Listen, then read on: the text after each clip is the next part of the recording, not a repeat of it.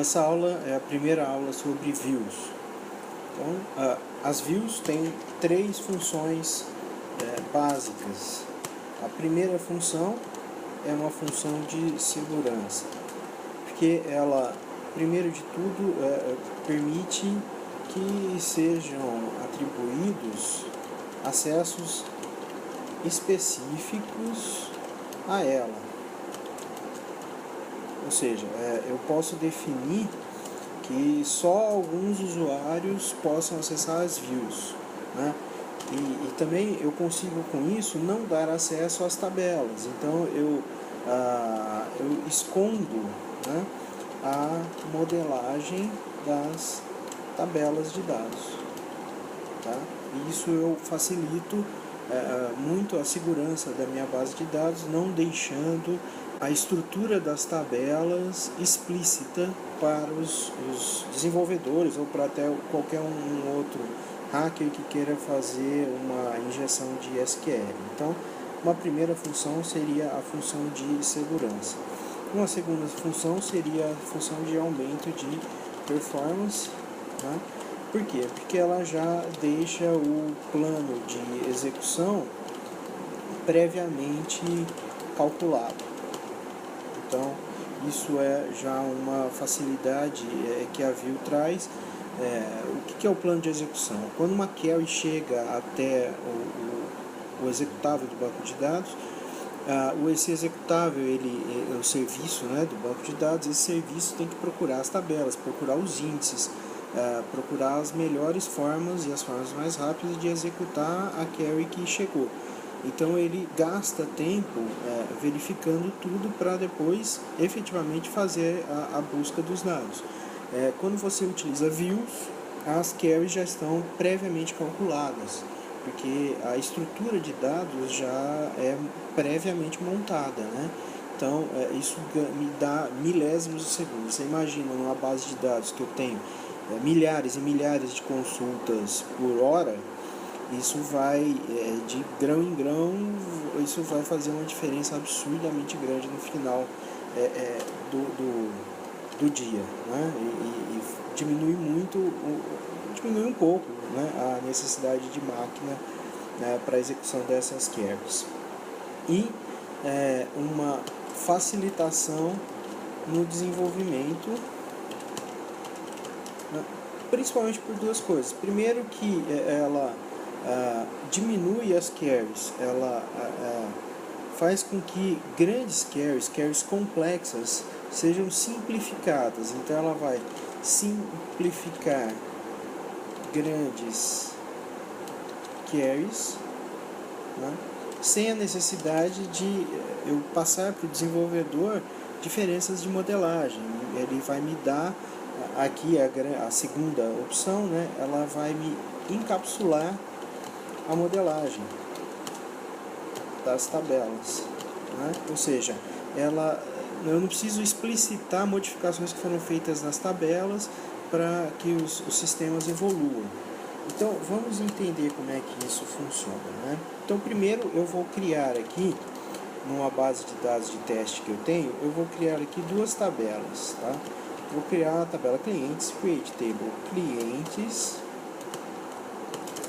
Então aqui vai ser cliente ID, int, identity, 1,1, primary key. Então o campo é o campo com o nome cliente ID, vou deixar no singular. Ele é do tipo inteiro, ele é um campo autonumerável, ele começa em 1 e vai de 1 em 1, e ele é a chave primária dessa tabela, né? Cliente nome, varchar de 200, esse campo não pode ser nulo, e esse campo tem que ser único, tá? Não posso ter repetição nele, tá? Posso colocar aqui telefone, varchar de 30, vou colocar aqui então endereço, varchar de 100, CEP, varchar de 10, cidade, varchar de 50 e unidade federal, char de 2, tá? Então vou criar aqui essa tabela. certo? Então, create table clientes, campo cliente ID, cliente nome, campo telefone, endereço, CEP, cidade, UF. Ok? Certo, criei aqui a minha tabela clientes. Vamos dar uma olhada aqui, minha tabela clientes. Então, vamos ver as colunas que eles criaram. Então, vou fazer uma inserção aqui de alguns dados, né? Insert into clientes. Vou inserir aqui na tabela clientes o Guinho, os sobrinhos do tio Patinhas, né? O Guinho, telefone 11 3003 0001, sei lá, não sei nem se alguém tem esse telefone, me desculpe. Endereço: Rua Patópolis, número 100. Cidade: São Paulo, SP.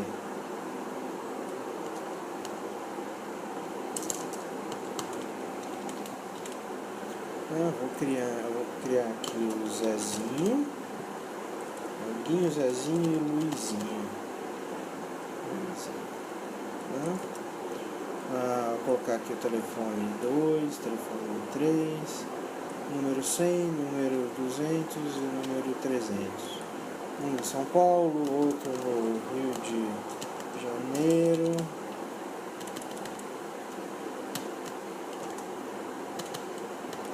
E outro em Salvador.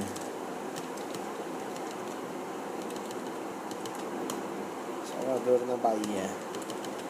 Certo?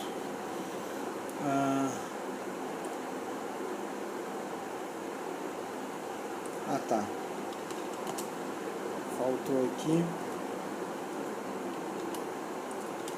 Como eu só estou mandando os valores, né? Isso daí são valores. Então, faltou aqui values. O nome, o telefone, o endereço. Faltaram CEPs aqui, ó. Né? Então vamos lá. Se eu mantiver o Alt pressionado aqui, eu consigo fazer isso aqui, ó. Tá? O CEP 04001 001. Esse aqui 002. Esse aqui 003. Tá? Tô inventando CEPs aqui, obviamente, né? Pronto, agora sim, né? Select tudo from clients. Perfeito. Bom, o que eu estou propondo? Eu estou propondo que seja criado aqui uma view, certo? Então vamos lá, create view. Então toda view eu identifico com VW, isso não é uma isso não é uma necessidade de banco de dados. Create view VW clientes.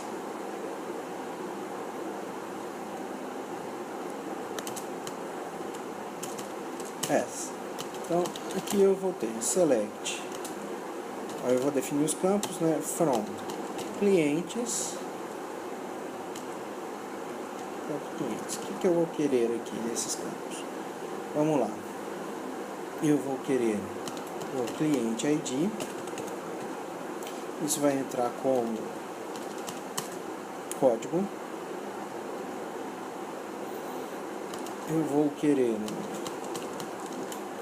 no campo cliente nome, vai chamar cliente. E eu vou querer o campo cidade, mais um espaço aqui, mais o F. Isso aqui vai ficar como cidade. Vamos ver o que eu vou ter aqui, só executando esse select. Perfeito. Certo? Vou colocar aqui também o endereço.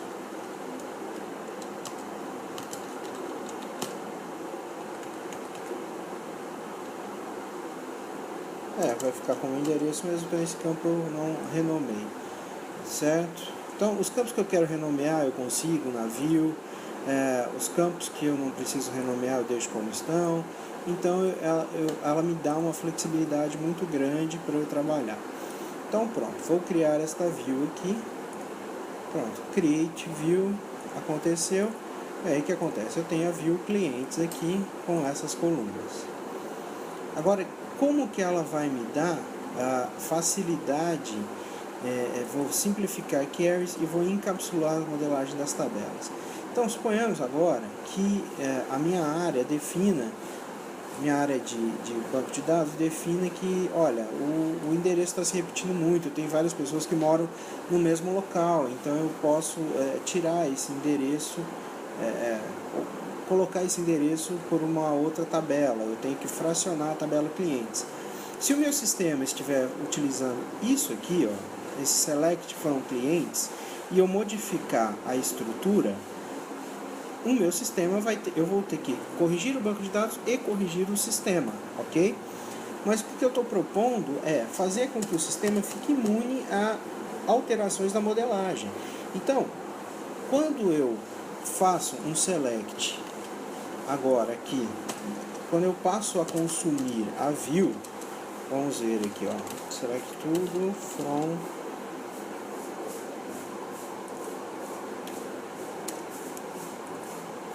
VW clientes.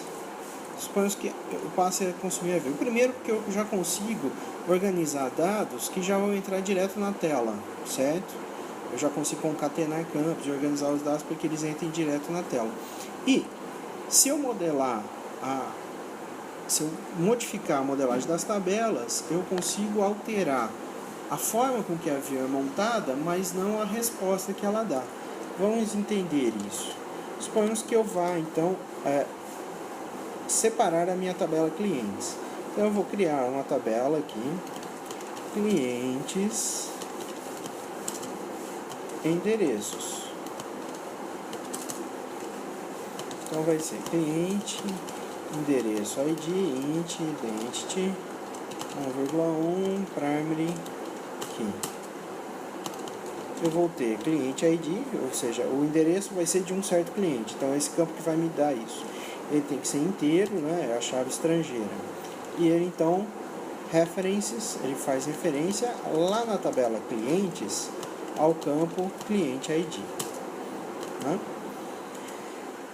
E aí, então, eu vou ter essa parte aqui, ó. Endereço, CEP, UF.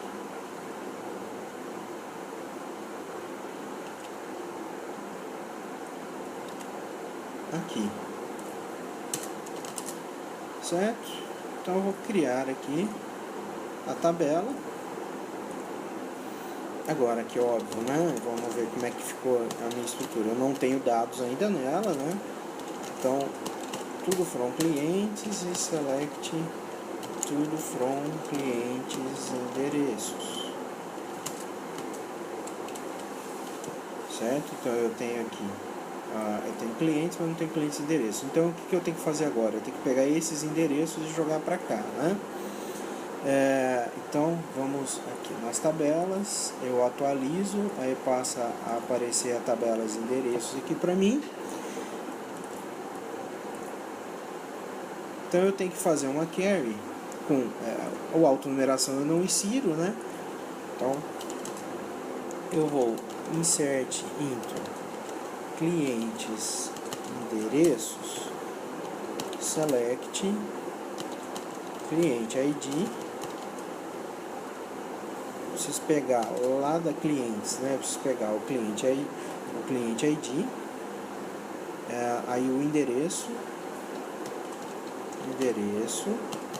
o CEP, a cidade e o F from clientes. Opa!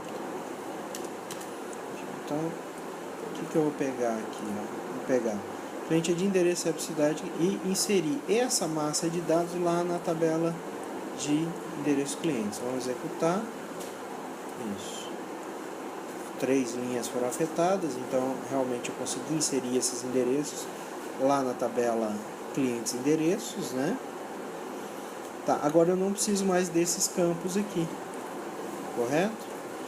porque eu já tenho esses campos em outra tabela. Então eu posso vir aqui em colunas da tabela clientes, pressionar F7, e aí então endereço, CEP, cidade, UF, né? Esses três caras aqui eu posso deletar. Deletei esses campos. Vamos ver agora como que ficou. Então, a minha tabela clientes, eu fiquei somente com o nome e com o telefone. E na minha tabela endereços, eu faço uma referência a quem eu estou falando, né? Sobre qual esse endereço é referente a qual cliente. E aqui os endereços dos clientes, certo? Bom, se eu estivesse utilizando o acesso à tabela clientes, eu teria que modificar em todo o meu sistema toda a leitura da tabela clientes, porque eu passaria agora a ter um erro. Mas, se eu estivesse consumindo a view, é óbvio que agora a view vai dar erro, né? Porque na verdade não existe endereço, na verdade não existe cidade, UF, né? Nos campos da view. Então, o que eu tenho que fazer aqui na view agora? Eu vou até copiar aqui como era a modelagem na criação da view. Aqui, eu só vou fazer alter.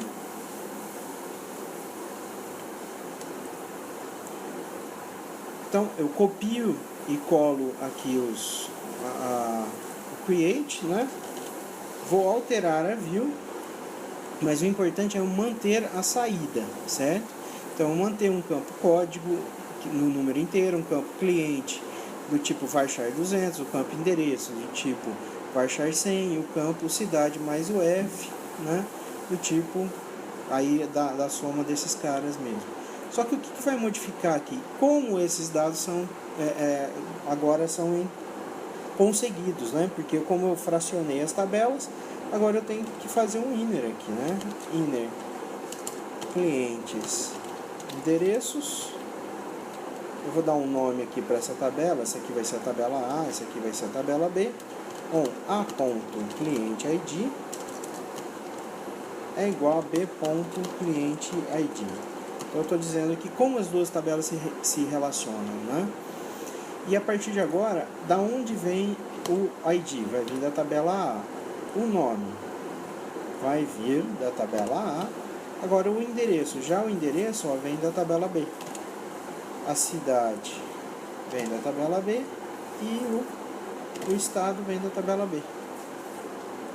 Certo? Vamos só pegar esse select aqui, ó. Claro, faltou o inner join aqui, né? Por isso. Pronto. Ou seja, agora eu vou dar o alter na view. Ou seja, a minha view não mudou. Mudou como ela chega aos dados, mas a saída de dados continua a mesma. Então, se o meu sistema estivesse consumindo a view, ao invés de consumir a modelagem, eu não poderia nunca mudar a modelagem sem ter que mudar o sistema.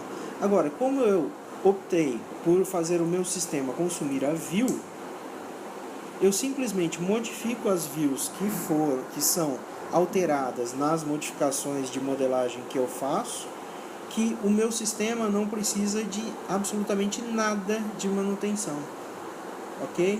Então essa é a ideia do uso da view para facilitação do desenvolvimento, encapsulando a modelagem de dados. Ok?